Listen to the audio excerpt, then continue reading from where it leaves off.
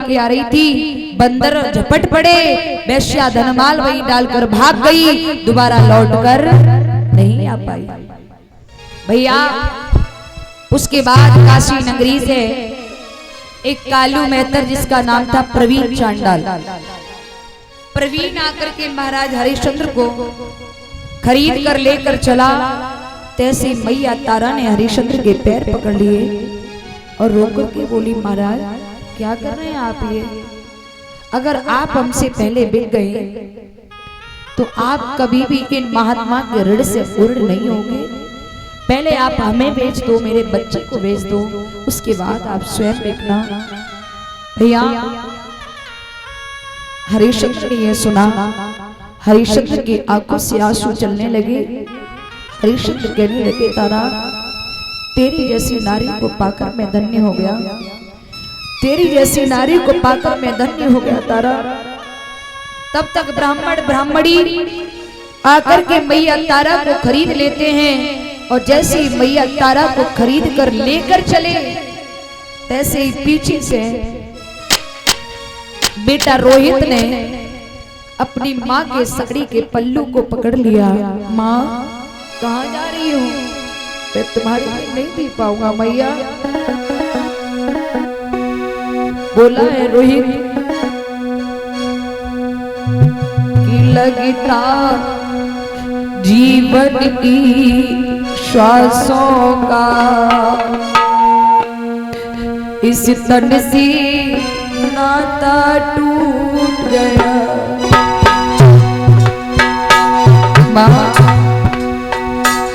लगता जीवन की श्वासों का इस तन से नाता टूट गया।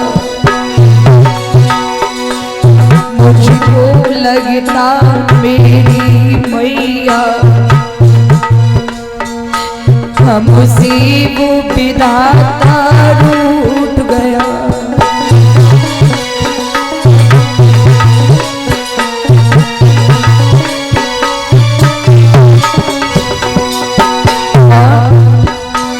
तुम्हारे भी नहीं जी पाऊंगा भैया। बाप बेटी का रिश्ता ऐसी जैसी बाती दीपक का है।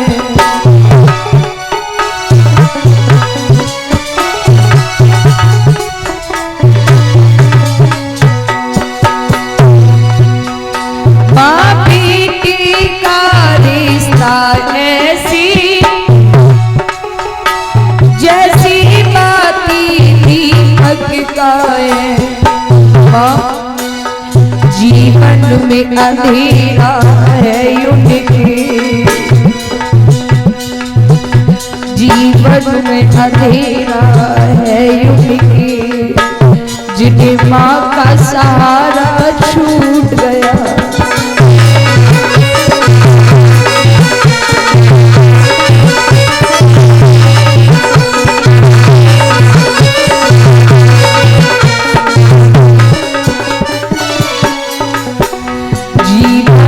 अंधेरा है युग की, जिन्हें माँ का सहारा छूट गया।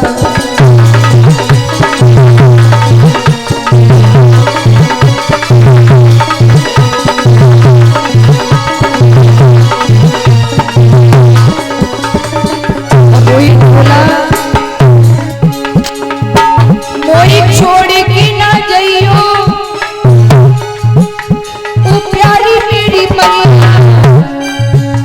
तुम्हारे बिन छैया कैसे जिएगा, मैया के बिन छैया कैसे रहेगा।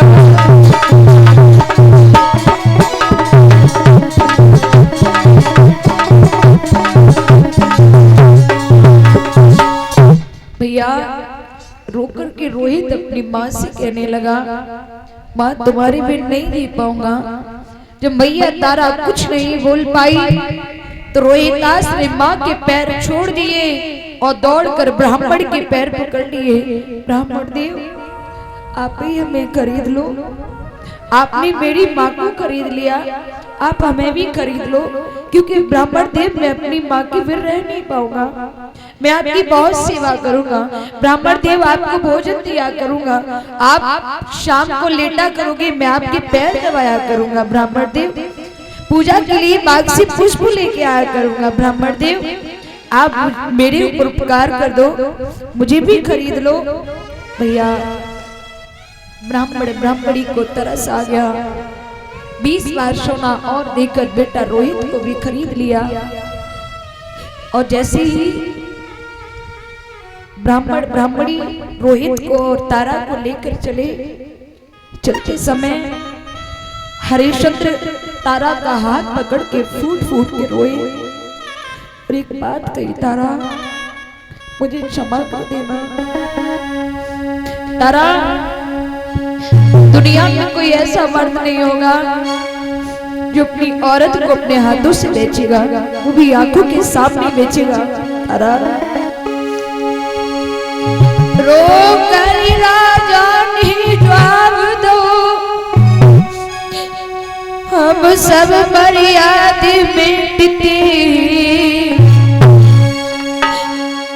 हम वो पहले पापी अपनी प्यारी को बेचते।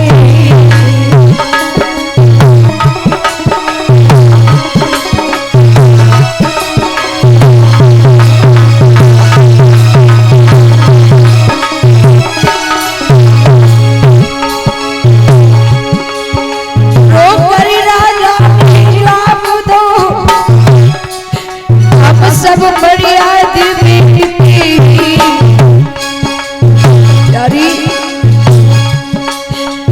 वही वो पहले पापी है अपनी प्यारी को बेचती।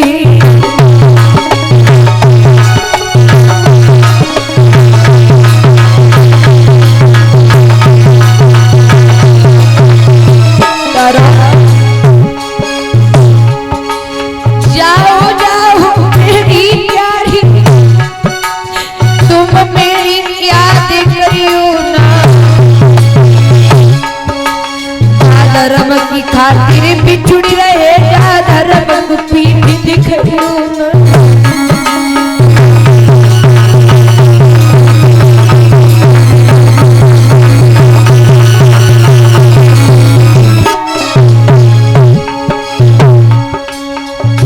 रोई रोई राजा रानी से गई, रोई रोई राजा रानी से गई। जी वो तो नीलन मैया, वो तो नीलन नील बाई, रोई रोई राजा रानी से गई।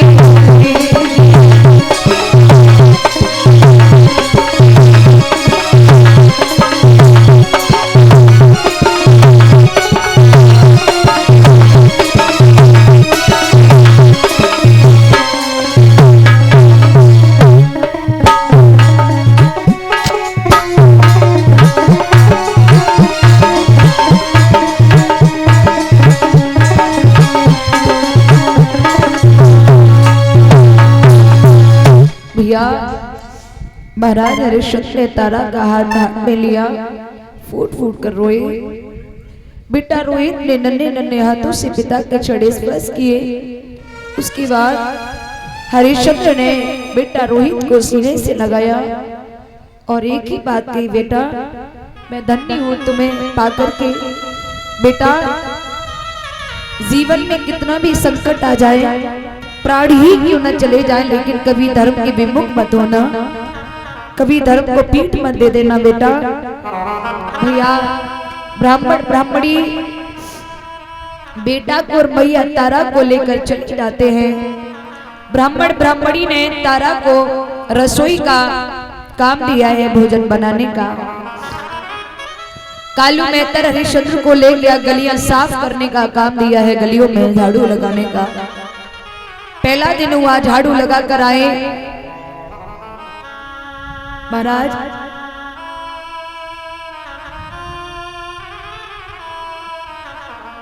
पहले दिन आए, झाड़ू लगाकर भोजन करने के लिए दुकान पर पहुंचे। विश्वामित्र जी अंधे का रूप लेकर आ गए और सारा मांग कर भोजन खा गए।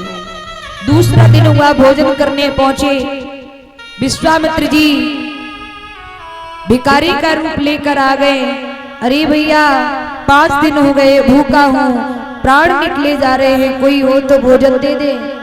हरिश्चंद्र ने भोजन उठाया, दे दिया।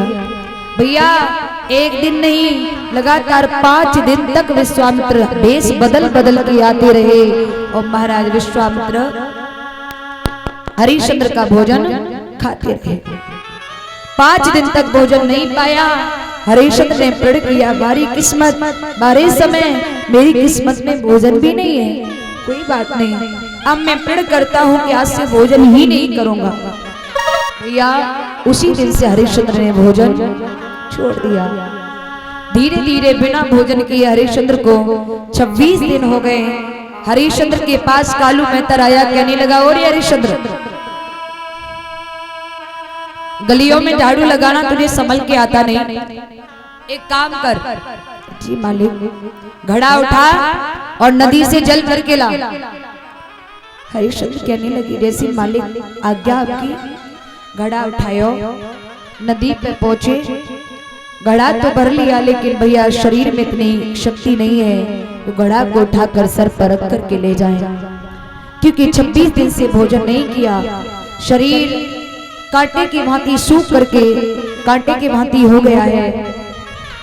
घड़ा तो भर लिया, इधर उधर देख रहे हैं, कोई मिल जाए, कोई आ जाए, कोई नहीं मिला। वहीं बैठकर हरिश्चंद्र रोने लगे।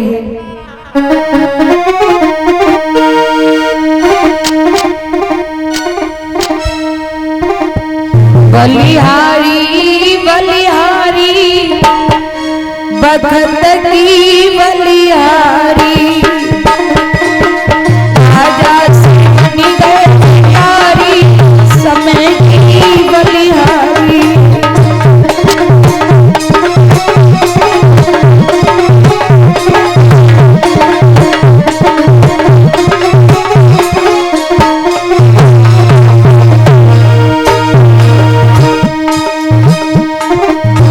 करमन भैया राजी करत ही,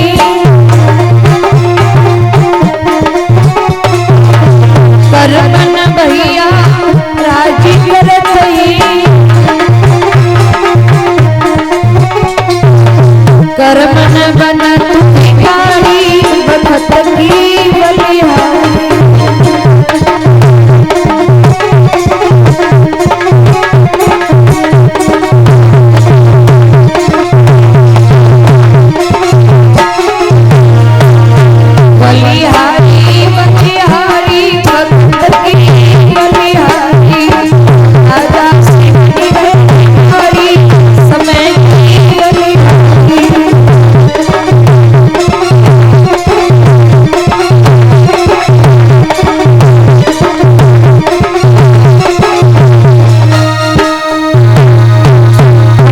बैठे बैठे रो ही रहे थे। सामने क्या देखा कि उन्हीं की पत्नी तारा आ रही है। तारा को आते देख आंसू पहुंच लिए। तारा पास में आई, अरे महाराज आप? हाँ तारा तुम? बोले हाँ महाराज, भोजन का समय होने जा रहा था, सोचा पहले पानी भर लाऊं। अच्छी बात है। तारा कहने लगी, महाराज एक बात बताइए। बोले हाँ। आप इतने दुबले क्यों हो गए हो? क्या आप भोजन नहीं करते हैं? क्या आपको बेटा रोहित की याद आती है? और जैसे ये बात कही, हरिश्चंद्र घुटनों में सर को देकर पपक पपक कर रोए। एक बात कही, तारा कुछ मत पूछो। तारा मुझे बहुत देर हो रही है, मेरा मालिक मुझे डांटेगा। तारा मेरे घड़े को उठवा दो। तारा कहने लगी, महाराज घड़ा उठवाना बहुत बड़ी बात है, मैं तो आपके घड़े का स्पर्श भी नहीं कर सकती हूँ, क्योंकि आपके हाथ में घड़ा एक मेहतर का है, मेरे हाथ में घड़ा एक ब्राह्मण का है, अगर मैंने आपकी घड़ी का स्पर्श किया तो मेरा धर्म चला जाएगा। हाँ महाराज, एक उपाय बता देती हूँ।